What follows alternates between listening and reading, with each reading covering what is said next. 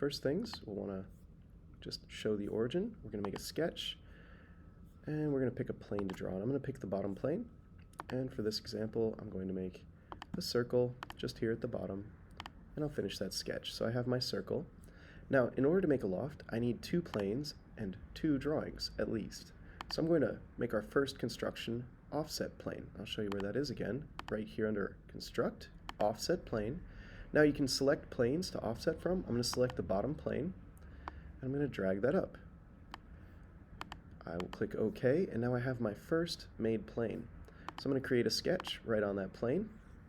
And for this first loft, would recommend keeping it within this center point. So what I'm going to do is I'm just going to draw a little rectangle right here like so and finish the sketch. Now I have 2 sketches. If you look, one is on the bottom, one is on the top.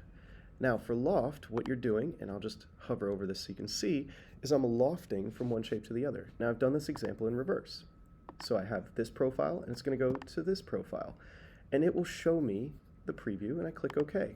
Now I have a loft. Now please don't forget to take a screen capture by holding Shift Command F4 and dragging over your new loft.